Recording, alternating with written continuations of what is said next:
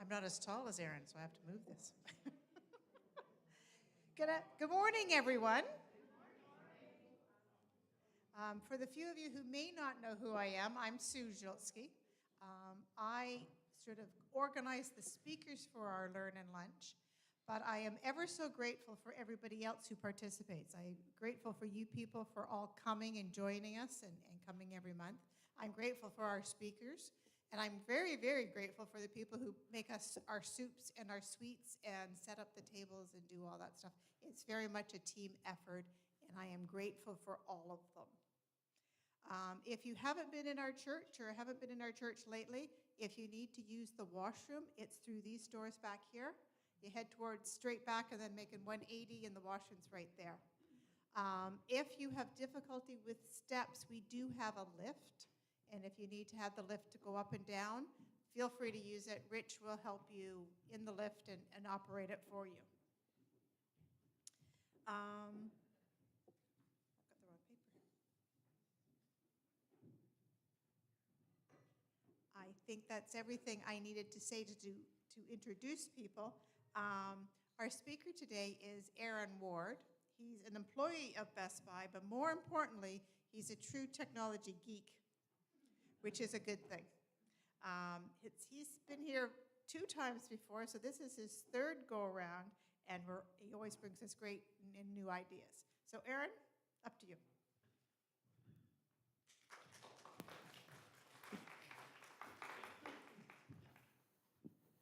Yes, hello. I am Aaron. We're going to be talking about a couple different new technologies, mostly artificial intelligence, because that has seen the biggest rise over the last couple of years, and it now seems to be inescapable. But we're not going to talk about just that. We're going to cover a couple other topics as well, but I'll get into that in just a second. Maybe.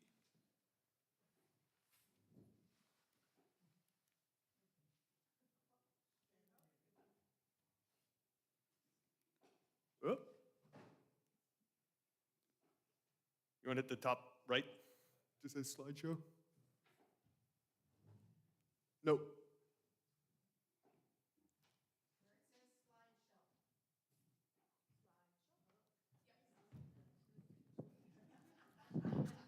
There we go. Now we're good. That was working earlier, I swear. So who am I? Yes, I am Aaron Ward. I work at Best Buy. I am a systems engineer for them.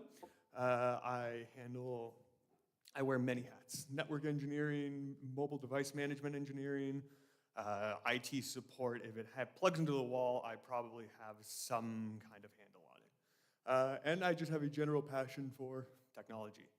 The amount of wires and cables that are currently running through my apartment is astounding.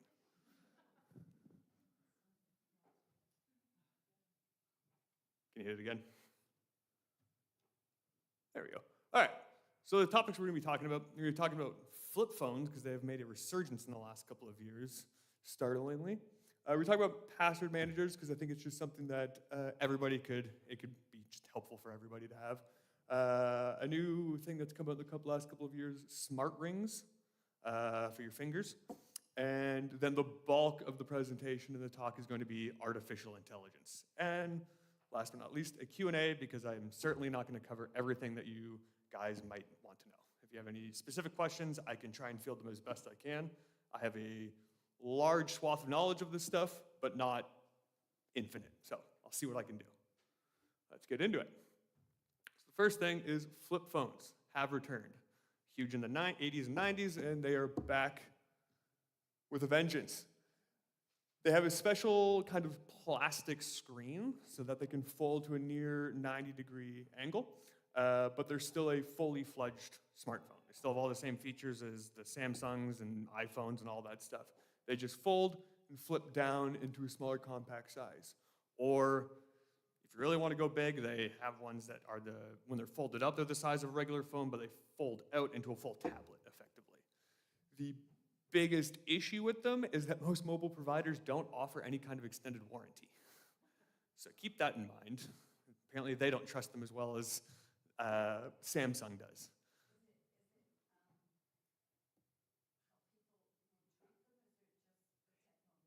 It's mostly the technology. The hinges have gotten better. They're onto their 5th version of it now, if I'm correct. And they've gotten a lot better, but it is still a screen that's folding over on itself. And so a lot of people are decently gentle with it, but if it takes like a bad slap shut, it can, if there's a rock or any kind of dust in there, it can be an issue. They've gotten really good at making these, but it is not a perfect solution. But they are neat if you just want something smaller instead of these huge, bulky phones for people that don't have maybe as big of pockets as I do. So the next thing is password managers. So who here reuses passwords over various accounts? Yeah, right? Which is all we've heard for the last 20 years to not do that. But how, it's very unreasonable to expect everyone to remember every password they have for every account, especially this day and age where you need an account to read the newspaper. It's a little insane. So there are now, last couple of years, they've kind of seen a building is the password managers, where it's effectively just a piece of software that you need one password for. You remember one password, it stores everything else for you. When you go into log into a website, it can basically just automatically fill in the password for you. It's honestly so good. I use it. I've been using it for years. I don't even know what the password is to my bank account. I couldn't tell you if I tried. It is some 30-character long string of numbers, letters, and symbols. They don't. You would still have to change them yourselves regularly. It basically just means that every password can be a completely unique password that you don't have to worry about. You don't have to think about it. You don't have to know what it is. It's a lot of just you can copy, you can paste it. If using extra software is not really the best for somebody, honestly, even just having like a little black book with all the passwords just physically written down, it used to be that you weren't supposed to do that. And if you're in an office setting, absolutely do not do that. In your home, not as much of a big issue, because if somebody gets a hold of that book, you probably have a bigger issue on your hand of someone breaking into your house, rather than... The password managers, since you have one password, you do want to make it like more complex. But complexity used to mean numbers, letters, and strings. Honestly, having 3 words that don't have anything to do with each other is the strongest form of password you can really do nowadays. But hacking into these accounts, a lot of the times, it's incredibly rare because right now so few people use them. There's one company that got hit by a breach like that a couple of years ago. And that's mostly because they got bought out by a bigger company that just cared less about security. So there's a few of these companies floating around. The one I personally use is Bitwarden, and everyone I know that works in IT uses the same one. So there's enough trust there. Basically, everybody that I know in cybersecurity as well uses these kinds of platforms. The other thing about them is that if someone, like if there's a breach on an accounted, a service, something like Facebook, if they have a breach and your password gets leaked, that's one password. It means nothing for everything else. If there's a breach of the actual company, the password manager company, since they are security focused, usually 99% of the time, they are much quicker to communicate these things than say Facebook, online gambling services, those kinds of things. They usually take a little bit longer to let the public know that there's an issue. So you can get into your accounts and change the passwords much easier and much quicker before any kind of harm can really happen. And they can also generate the passwords for you. So you don't even need to think of them up. They all just have basically, they can generate it to as many or as few characters as you want, because certain services, unfortunately, for some reason, have a maximum that the characters that passwords can be. I don't understand that, since they want you to be more complex, but it can only be 8 characters. Well, I can't get very complex with 8, but there's still just, it's basically just a way to sort of have a little bit more security and with minimal more effort in your life.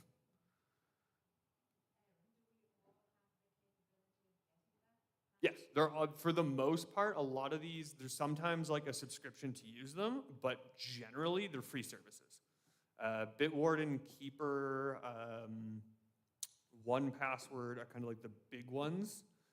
There was another one, LastPass. That one's basically dropped off a cliff because they had a breach a little while ago, and they basically showed zero remorse or care for the fact that it happened. Sure, good.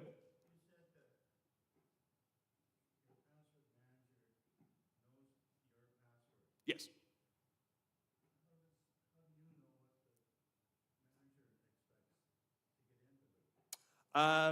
So a lot of them have like an extension for browsers, Google Chrome, Microsoft Edge, Firefox, all the big browsers. So within the password managers, they'll basically, when the password's created, it will ask you for a URL that it's supposed to go to. And so when you visit that URL and it notices the login page, it basically is like, oh, there's a login page. I know this URL. That's this account. Here's your information. That's effectively how it works. It just knows what URL the accounts belong to, basically.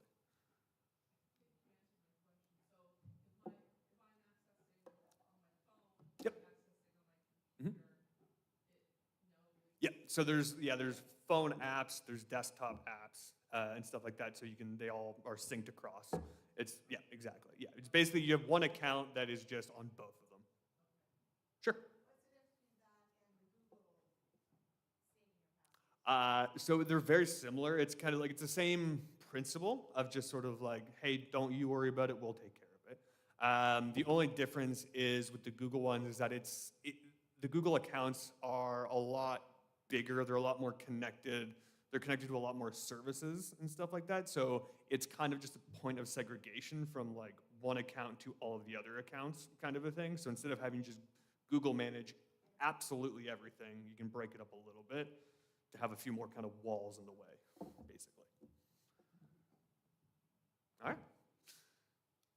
So next up, we have smart rings. So smart rings are effectively the exact same thing as a smartwatch, but if you hate watches or just don't want to wear a smartwatch, but you do want some of the health benefits and like the health information tracking, they do have them now in these small rings. Basically just sit on any finger you want. They'll track steps, heart rate, skin temperature, sleep monitoring if you wear it to sleep, connects up to an app, gives you all that information. Now, I'm not a doctor, but apparently placing it on the finger for heart rate monitors is a far more accurate spot than the back of the arm, because I can't see the back of the arm being very accurate, but it works well enough. But yeah, there's not a whole lot for these, but it's basically just a smartwatch that is not a watch, and it just slips onto a finger. They come with Samsung, these ones specifically, these are the Samsung Galaxy rings. They have a sizing kit that you would buy to figure out which ring would fit. I think it costs something like $10, but then when you buy the ring, it discounts by $10. So it's effectively like a free sizing guide.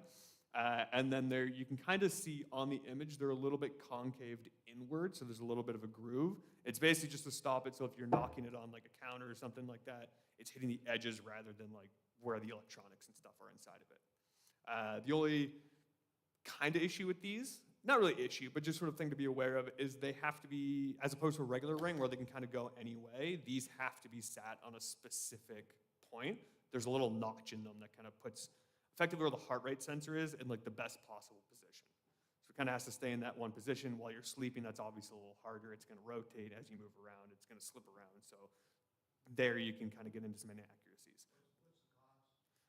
These are expensive, unfortunately. You're looking at $500-$600. They are kind of like first, second generation of this kind of technology, whereas like smartwatches, the Apple Watch, the Fitbits, every company's kind of got their own version of it now. There's really only Samsung and another company called Oura, O-U-R-A for some reason, but they're really the only two kind of companies in the game. So these rings are right now just more expensive. Over the next couple of years, as like more companies come out, the people who really want them get them, prices come down, obviously. But yeah, they're quite expensive right now. Sure. They are waterproof, so you are good to do dishes and stuff like that. But most electronics, even when they say waterproof, I usually am like, I'll err on the side of caution of that. Water and electronics usually don't mix super well, but it depends. All right. Any other questions about that? All right, time for the fun stuff. AI. So AI has been, around forever. For turn of the century. Google Home, Amazon Alexa, they've kind of been the two big things that have been classified as AI for the last numerous years. What's the difference?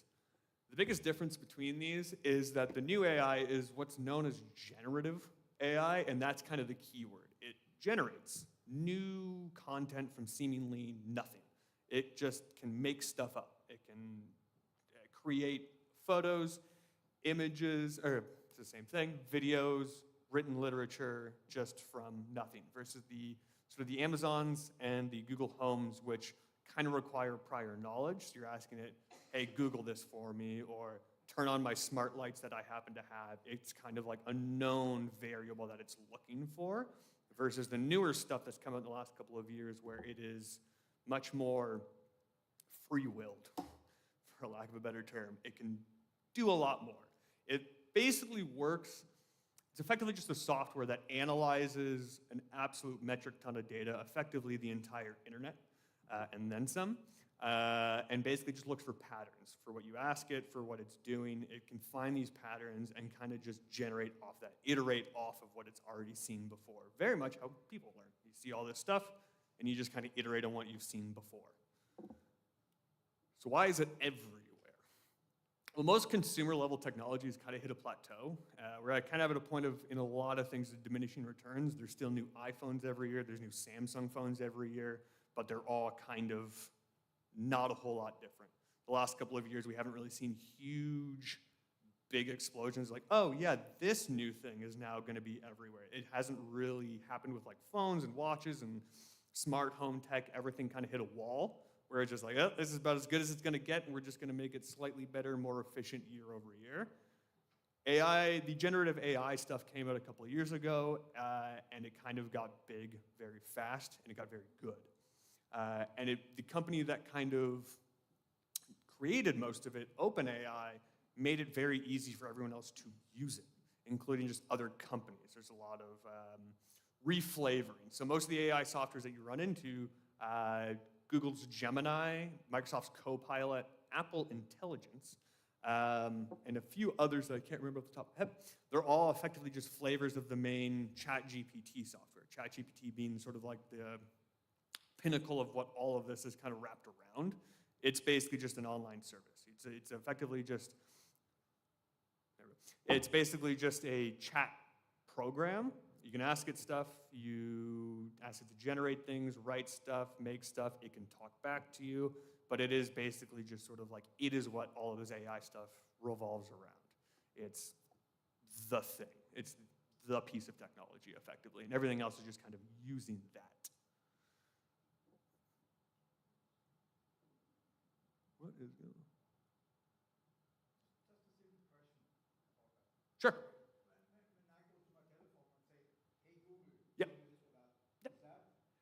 So it is a version of it. That's kind of like the older school version of it. On the newer phones, they've included the new one. We're in kind of like this weird place where like newer phones will have their newer version, where Google will have like Google's Gemini. Some of the older phones will still have the Google Assistant, which is what you're talking about. So there's a slight difference, but Gemini now has a new symbol. It's like a couple stars that are kind of like in and around there.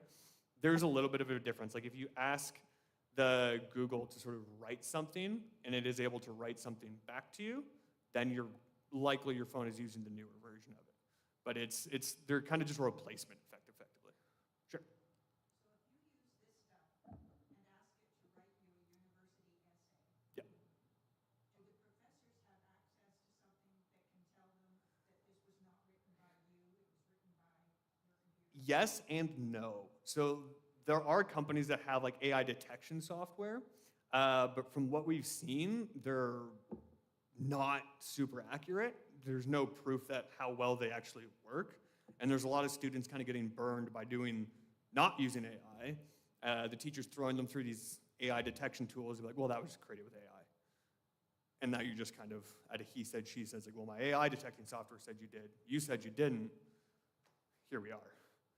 So, and there's not really much burden of proof for these companies to sort of show like how accurate they are. I think someone a little while ago put the Gettysburg Address through one of these softwares, and it was like, that is 100% AI generated. Nobody wrote this. So it's hard to, so there are tools that do it. We just don't really know how well they actually do it. And from the looks of it, not super well, unfortunately. Exactly. A business proposition.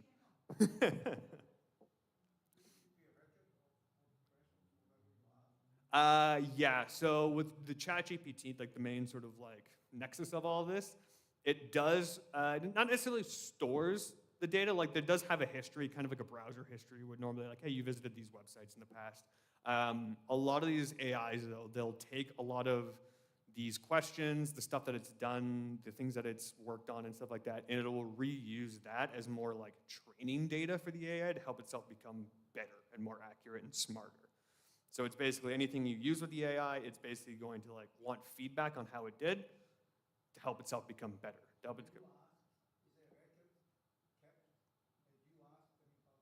Yes, there can be. Yeah, you can have it. You can ask for, at least on ChatGPT. I don't know about like Apple's and Google's and all these other companies because they all like to hoard data regardless of AI.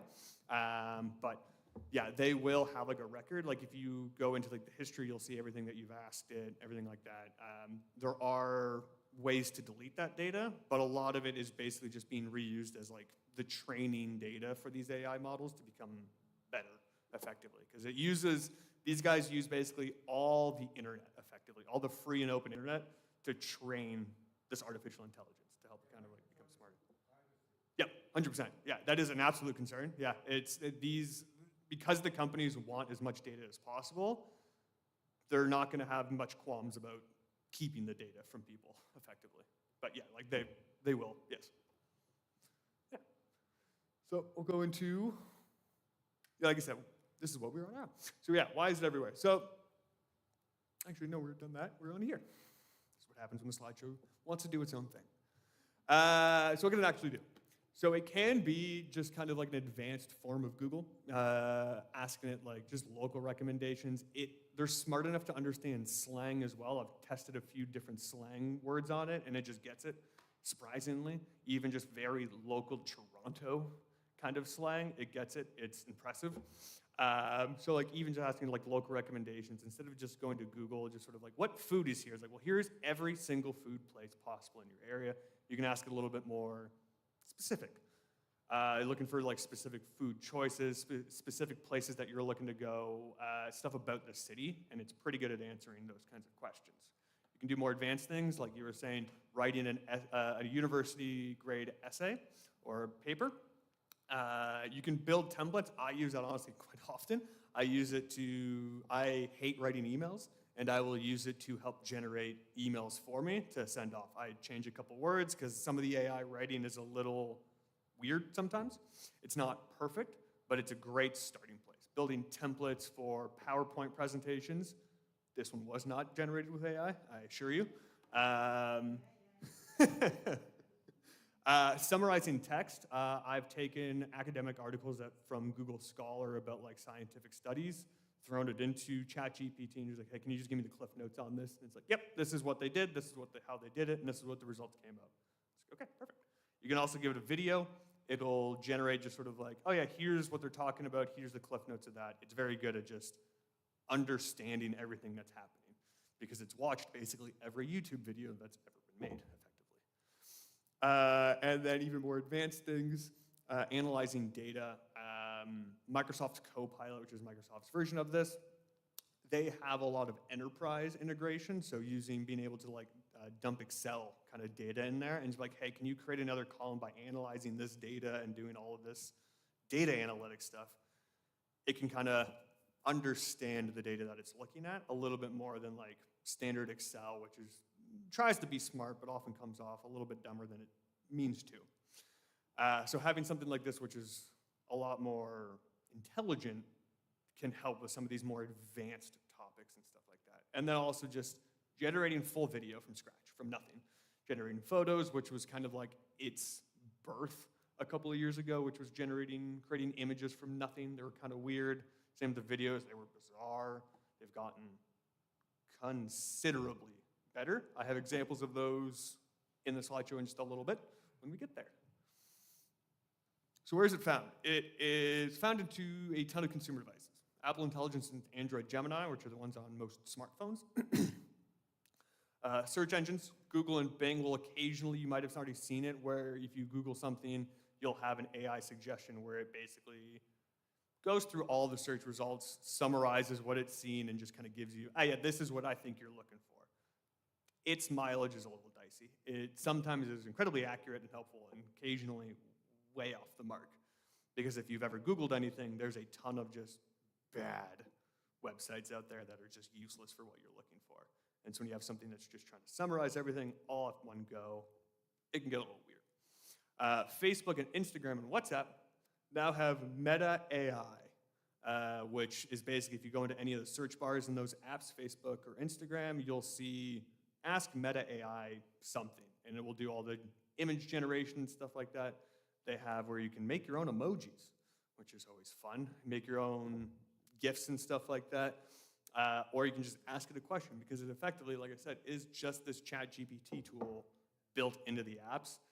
So you can just ask it any question. You can just have it generate images. They're a little bit more focused than the general platform, but it is effectively the same thing, just built into these apps. With the phone ones, especially with Apple Intelligence, they kind of came out with their own version of it. And it is incredibly integrated into the newer iPhones, where it will summarize text messages that you may have received. It'll go over and analyze all of that, which has led to some pretty funny things that appear online, where somebody is getting dumped, and the Apple Intelligence gives them a summarization of being dumped, which is very unfortunate, where you just open your phone, it just sees, oh yeah, this person's not feeling the romantic spark anymore. Sorry for ending things. Unfortunate. But there's a lot of other stuff that they can do.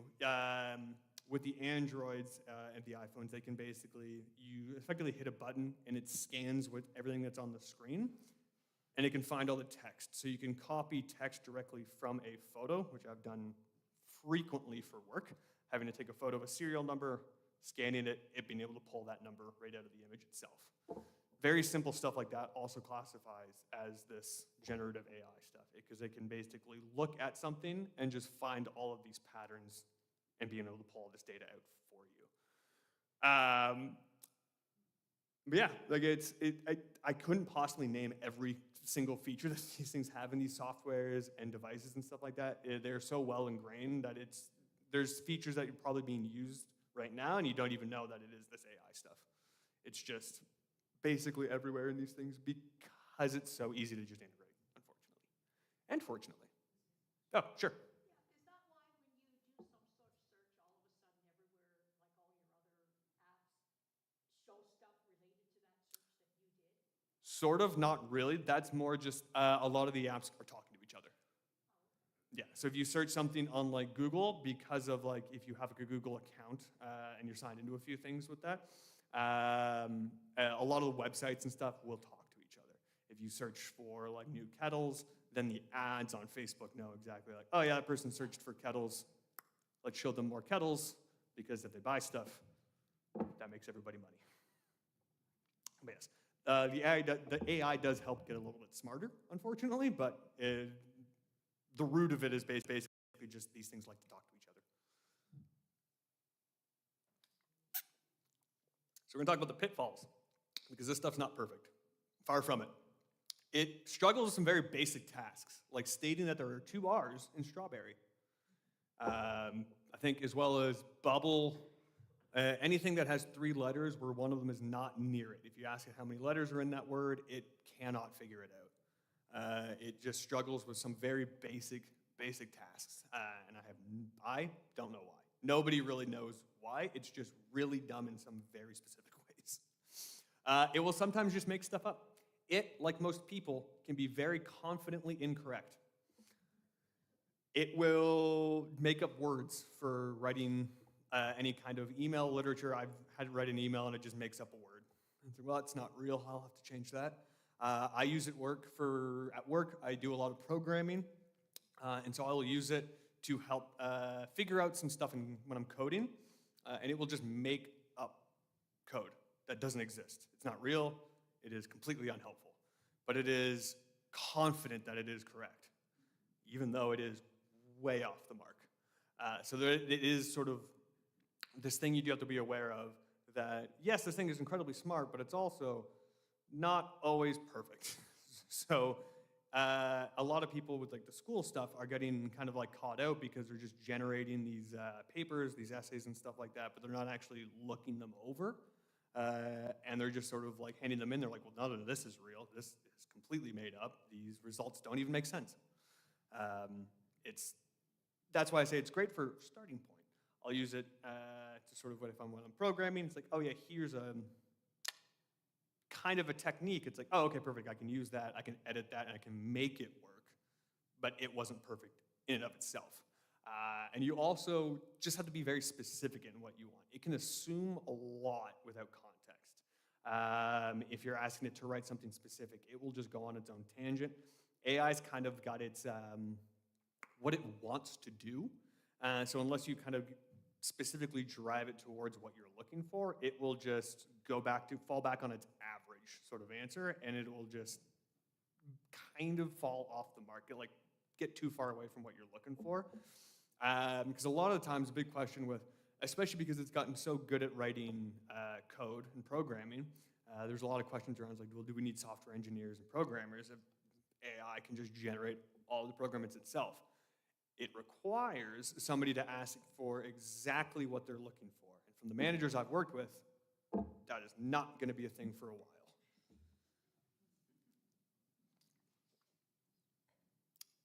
So yes, these things are incredibly intelligent, but like people, sometimes incredibly dumb. And they don't know what they're quite talking about.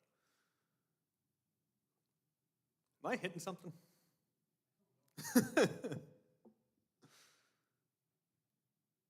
Okay, so the good and the bad.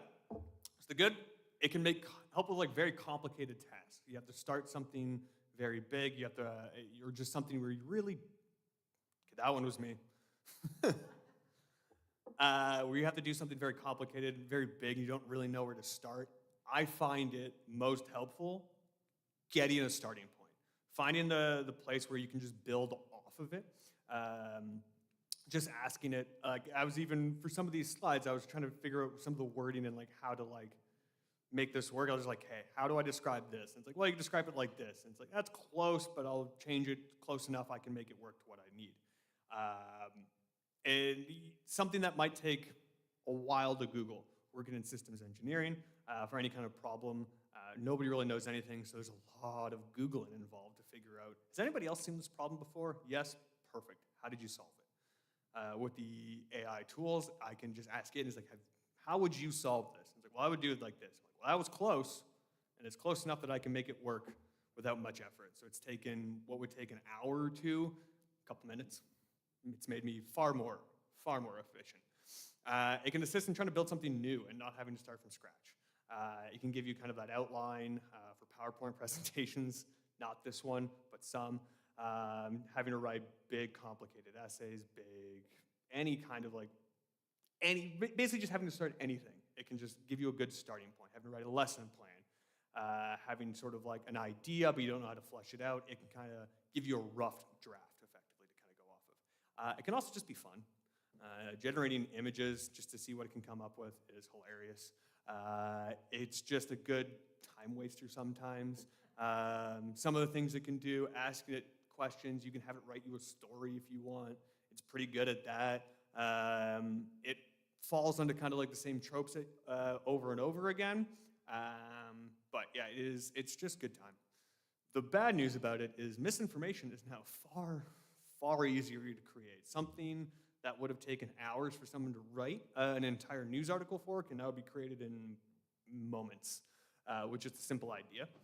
So it's just having to be a little bit more careful with the sources of some news articles and stuff like that, because it can just be completely AI generated in moments.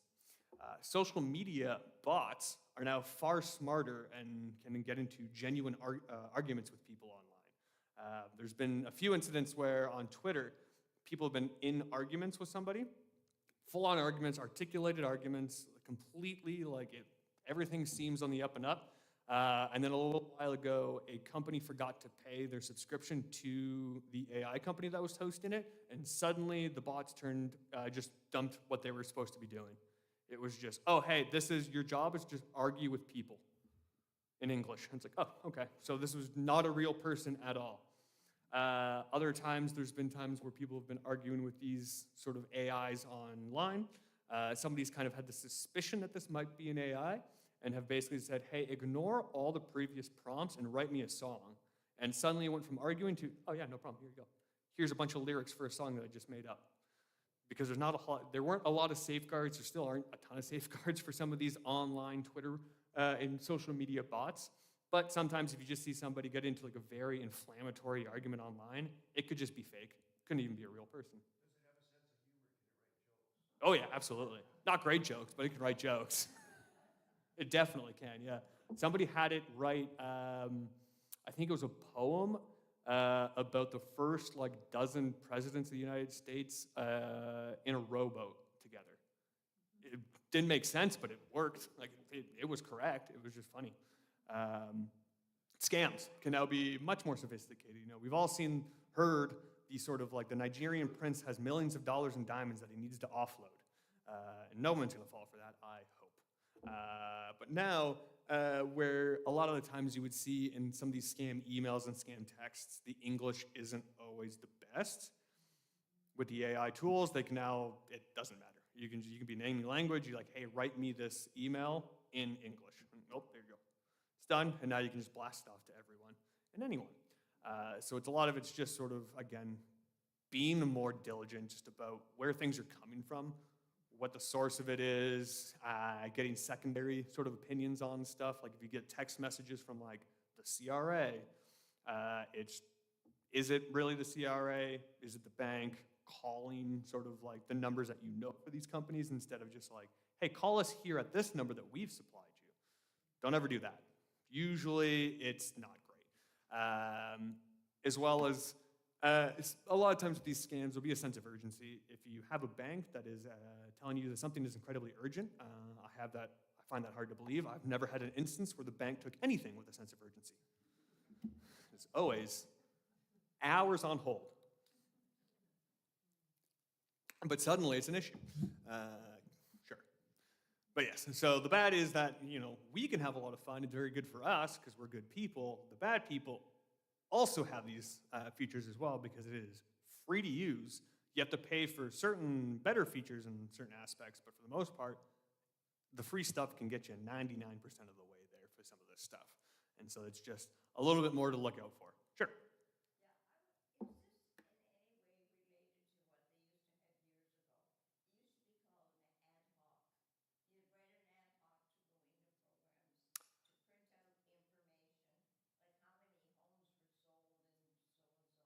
It's kind of a more advanced version of that. So that was kind of like a one-time sort of like tool, sort of like, I need you to do something very, very specific to make it, and you would have to make it like, know exactly what you wanted it to do. With these, you can kind of you had still be specific, but a little bit more broad, like, hey, from this website, can you just grab all this information and analyze that data for me? And it's like, yep, no problem, I can do that.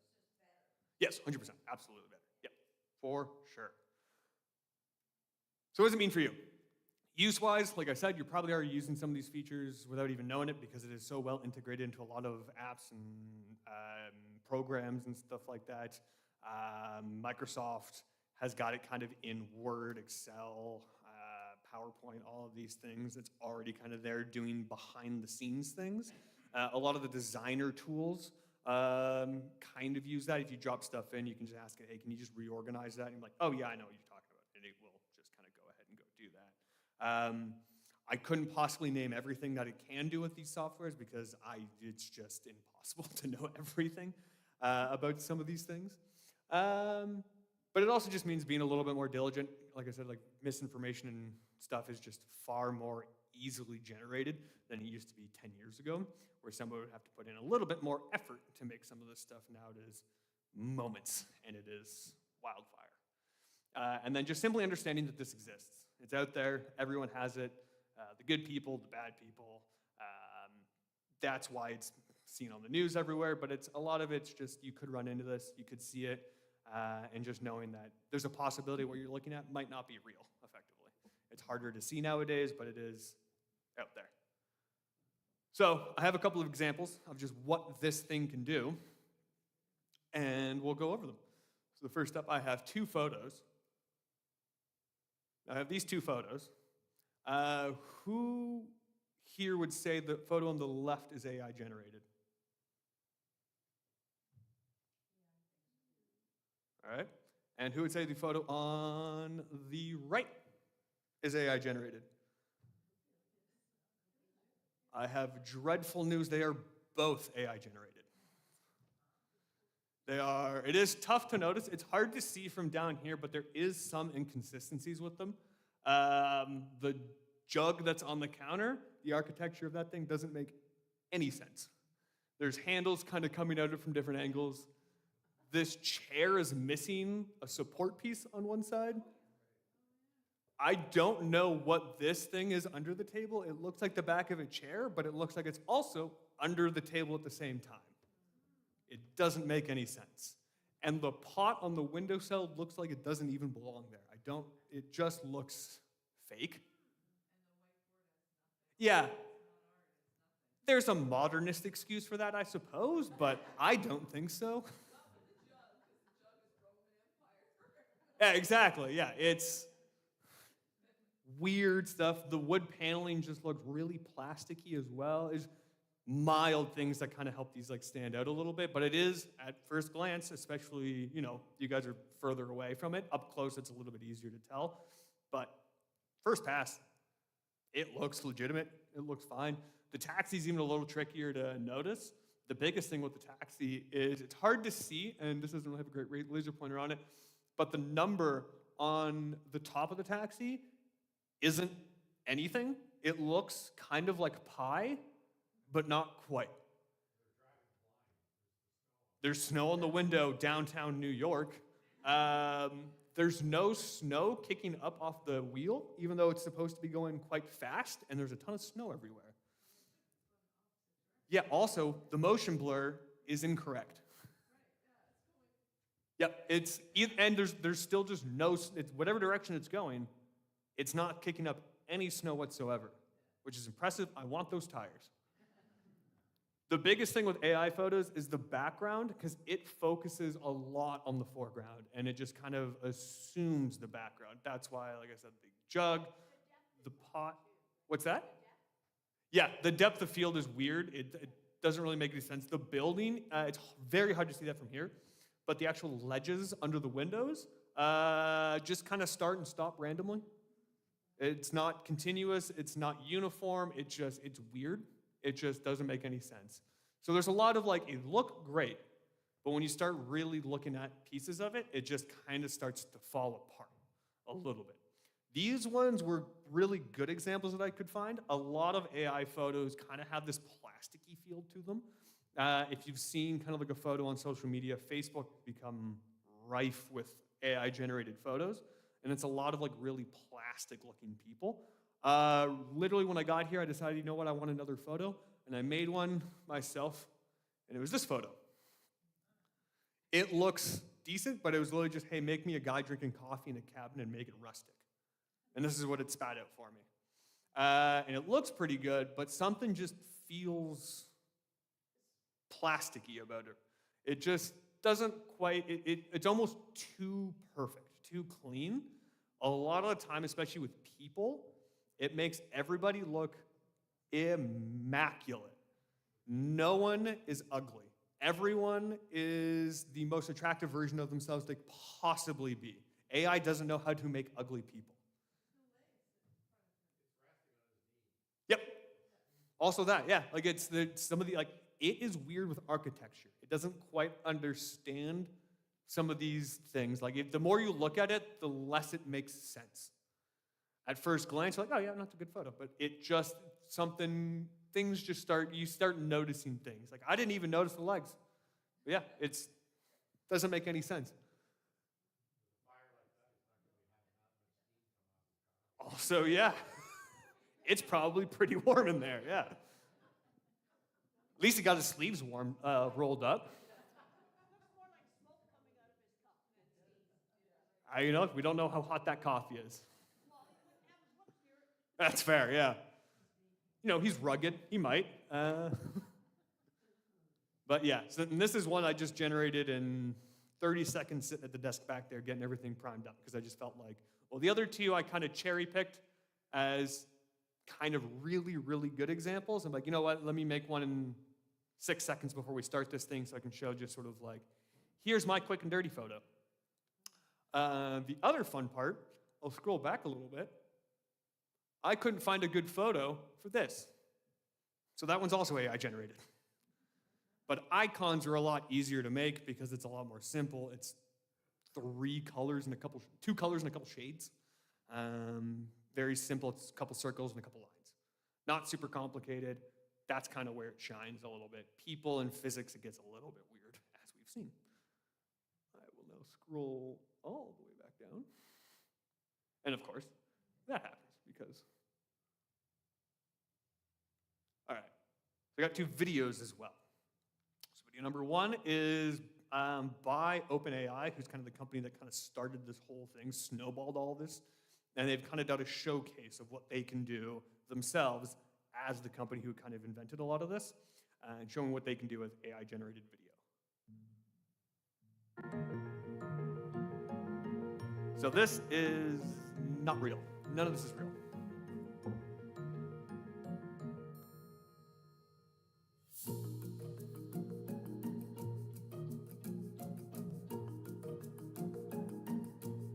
Some of it looks a little bit funky.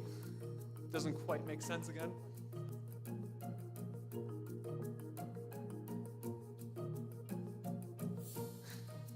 And this is where it struggles.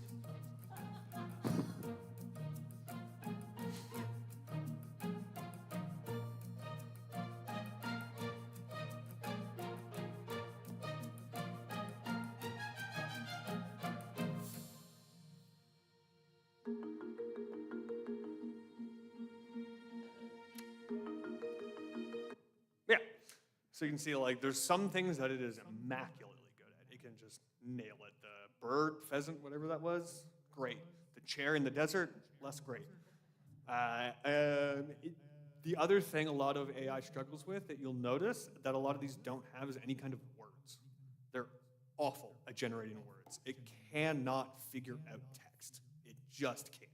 Physics and text are its 2 biggest weaknesses for some reason. But the other video I have is, so it's using a technology called deepfaking, where it basically an AI just basically studies somebody's face for hours and hours and hours and hours and hours, and then it can just basically make that face do whatever it wants. Second youngest son.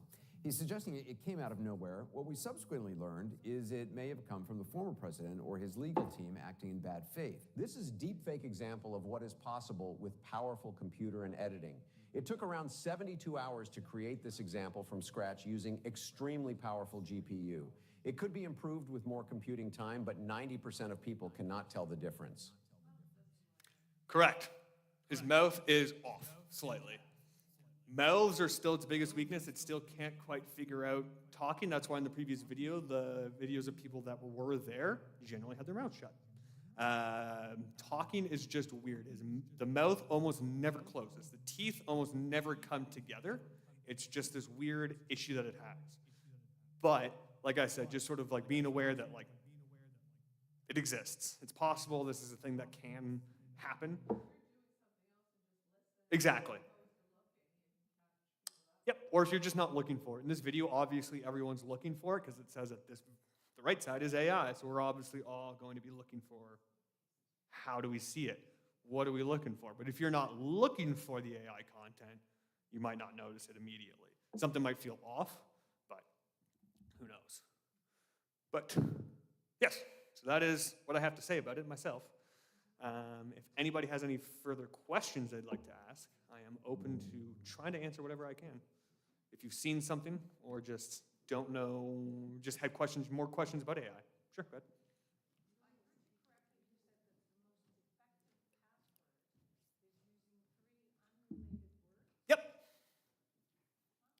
Yes. So it used to be kind of like complexity, and sort of like throwing in as many symbols, letters, numbers, everything you can.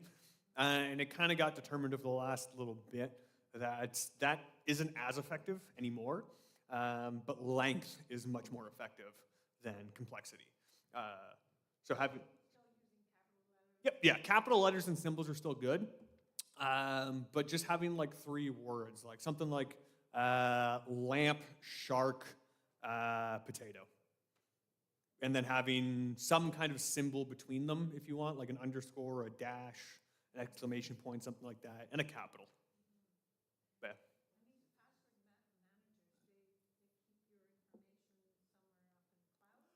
so it depends on the platform. Mostly, yes, they'll have like their own services where they sit kind of like in their own data centers. There's certain ones that you can do yourself. It's a lot more legwork, and I don't recommend it to most people. Some people I work with that do it, but obviously I work in technology, so we kind of all have our hobbies when doing this kind of stuff, and that is one of them. So, but yes, no, they all generally keep them somewhere in the cloud, the same sort of thing, the way that like Google would keep your password kind of a thing. It kind of keeps it in their own services. Sure. Yes, and that's kind of why I wanted to talk about AI, just to sort of like, it's not necessarily to scare people, but just to sort of make people aware of like what could be possible.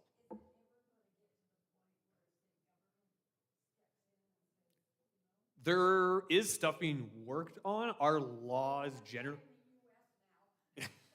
generally, as a people of law, we usually lag behind technology in terms of we're still kind of catching up to just modern computers when it comes to laws and stuff. So it's AI regulation is kind of being kicked around, but that kind of genie's out of the bottle, and it's going to be hard to put back in when it's already in the hands of millions of people.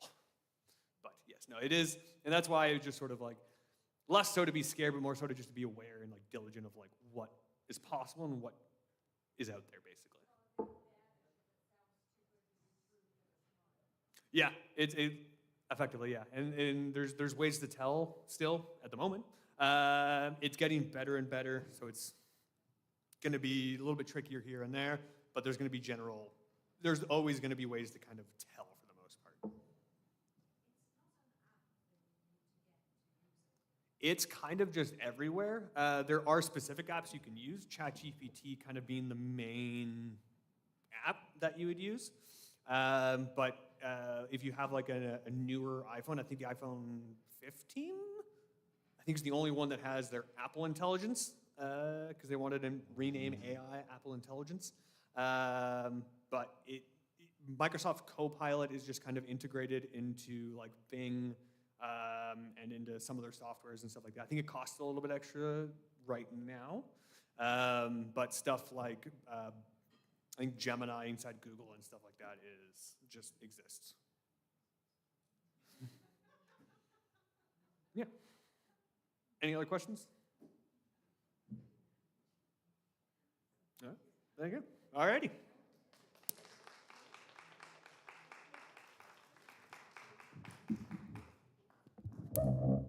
I don't believe you.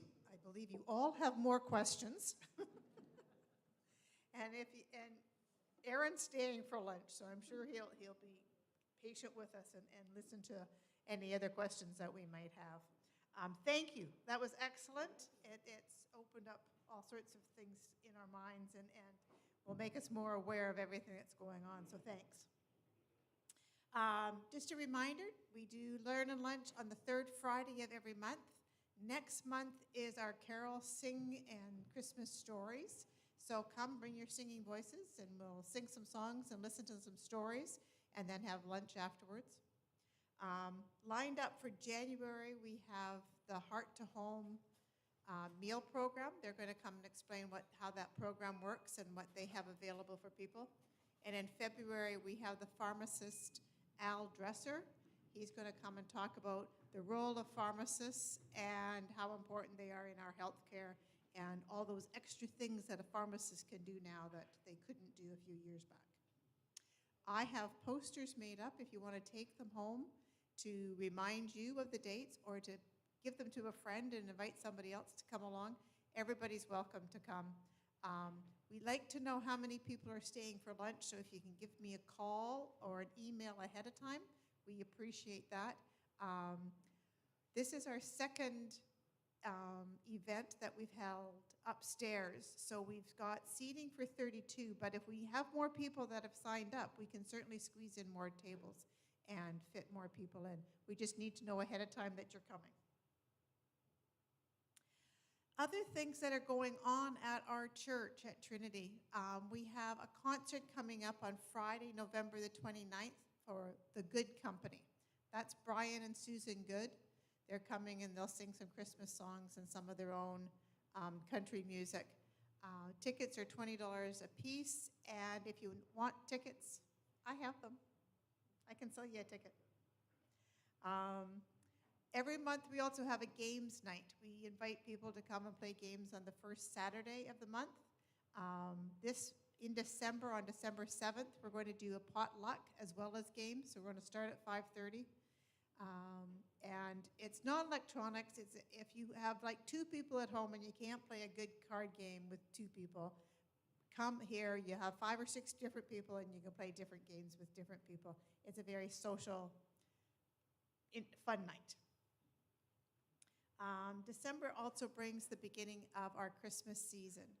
On December 1st at the church, during our normal Sunday morning service, we're having a memorial service. This service is where we light candles for those who are no longer with us, and we want to remember them. It's a lovely service, and it's a reminder for all of us that not everyone is happy during the Christmas time. So if you'd like to come and join us, that's on Sunday, December the 1st, and that's at 10 o'clock. All our worship services are on Sunday at 10 o'clock, and everybody is welcome. Everything that comes up at our church is listed on our website. Is also listed on a printout flyer that I have at the back if you want to take it home. It gives you sort of the things that are coming up between now and the beginning of January. Now it's time for lunch. Basically, the soups are at the back at the library. If we go from the south to the north, you can get your soup and then come and have a seat at the tables. Tea and coffee are over here on the south wall. The dishes that are washable, the cutlery and the bowls, when you're done, if you want to place them in the bins, we'll take them downstairs and run them through the dishwasher. And all the paper stuff, the paper plates, the napkins, the paper cups for the coffee, they're all compostable so they can go in our green bins at the end of the day. Again, thank you for coming, and I hope you've enjoyed it.